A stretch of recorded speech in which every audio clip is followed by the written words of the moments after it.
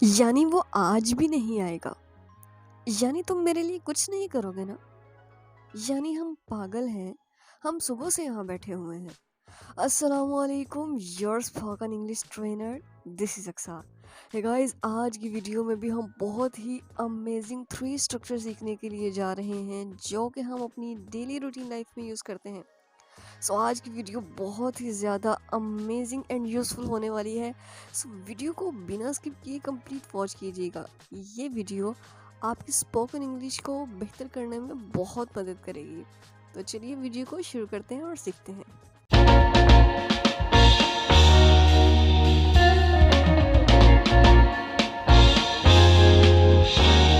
तो इस तरह के सेंटेंसेस बनाने के लिए जो स्ट्रक्चर यूज़ किया जाता है वो है दैट्स टू से। दैट्स टू से का मतलब होता है यानी। ओके, चलिए इसकी कंप्लीट रूल को देखते हैं कि इस तरह के सेंटेंसेस को हम किस तरह से बना सकते हैं। इसका रूल बहुत ही सिंपल है। सबसे पहले हम लगाएंगे दैट्स टू से। दैट्स टू से लगाने के बाद हम अपना कंप्लीट सेंटेंस लगा देंगे जिस भी टेंस में होगा, राइट। चलिए इसको और अच्छे से समझने के लिए इसकी कुछ एग्जांपल्स देखते हैं। फर्स्ट सेंटेंस है हमारे पास, जब हमने अपने आने के बारे में किसी को बताना हो तो हम इस तरह से कहते हैं ना, मैं 3 दिन बाद आऊँगा, यानी इतवार को। I will come after 3 days, that's to say on Sunday. I will come after 3 days, that's to say on Sunday. यानी तुम नहीं जाओगे, that's to say you will not go. That's to say you will not go, यानी तुम नहीं जाओगे।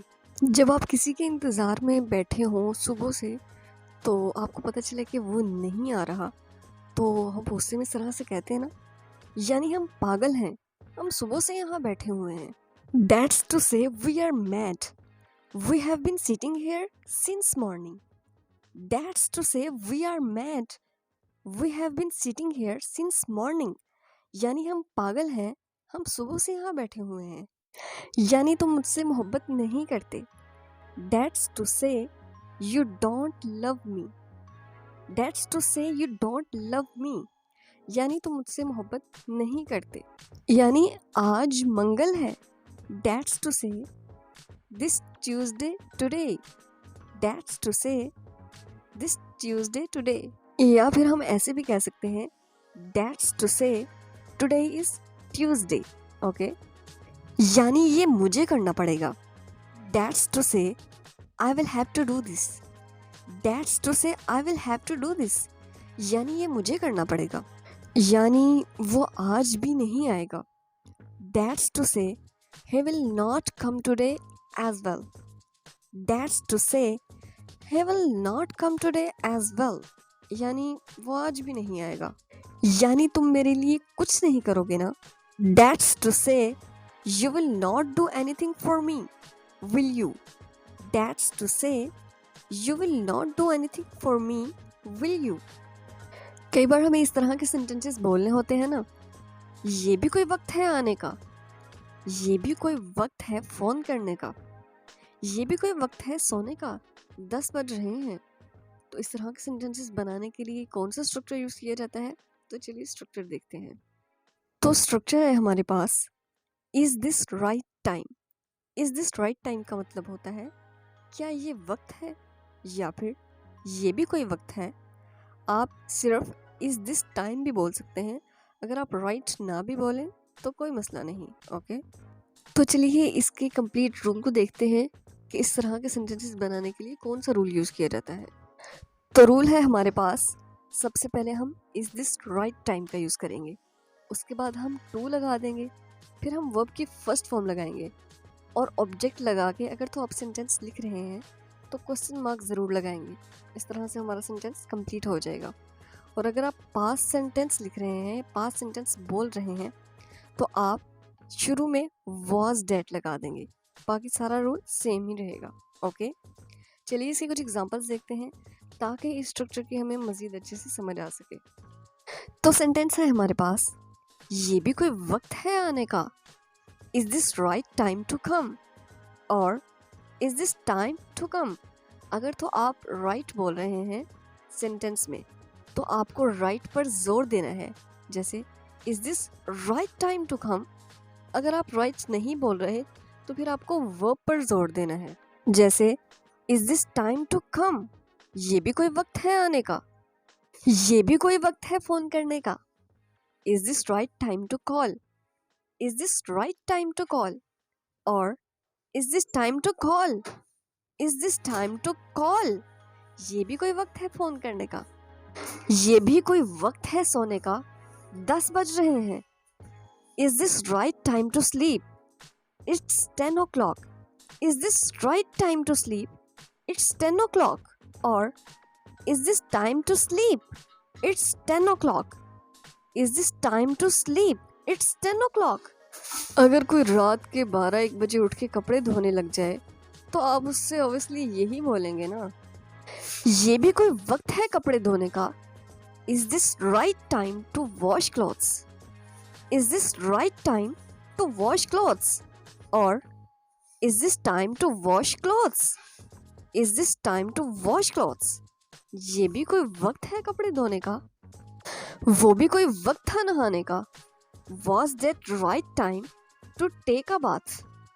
Was that right time to take a bath? Or was that time to take a bath? Was that time to take a bath? वो भी कोई वक्त था नहाने का।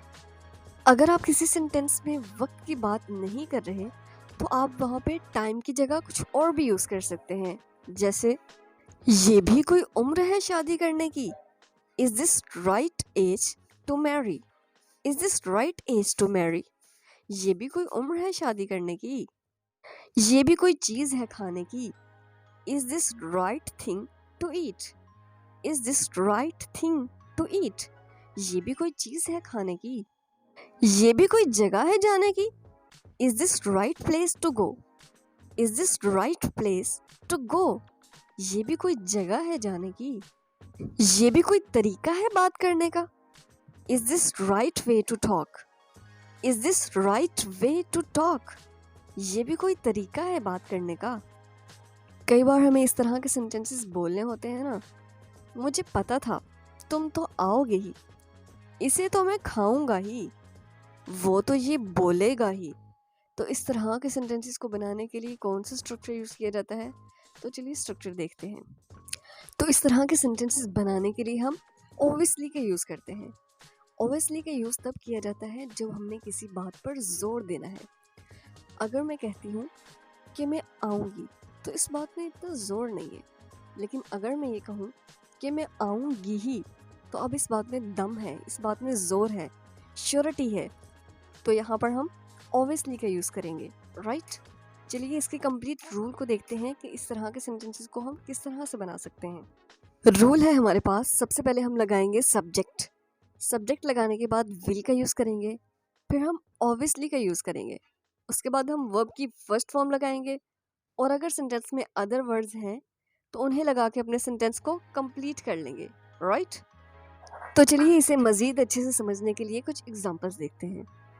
तो सेंटेंस है हमारे पास, मैं तो जाऊंगा ही, आई विल ऑब्वियसली गो, या फिर आप इस तरह से भी कह सकते हैं, ऑब्वियसली आई विल गो, मैं तो जाऊंगा ही, वो तो ये बोलेगा ही, he will obviously speak this, he will obviously speak this, और obviously he will speak this, obviously he will speak this, वो तो ये बोलेगा ही, इसे तो मैं खाऊंगा ही, obviously I will eat this, obviously I will eat this, और I will obviously eat this, I will obviously eat this, इसे तो मैं खाऊंगा ही, मुझे पता था तुम तो आओगे ही, I knew you would obviously come।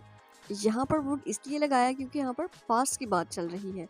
अगर आप यहाँ पर will का यूज़ करेंगे तो आपका सेंटेंस गलत हो जाएगा, इसलिए यहाँ पर would का यूज़ करेंगे। I knew you would obviously come, और I knew obviously you would come। मुझे पता था तुम तो आओगे ही।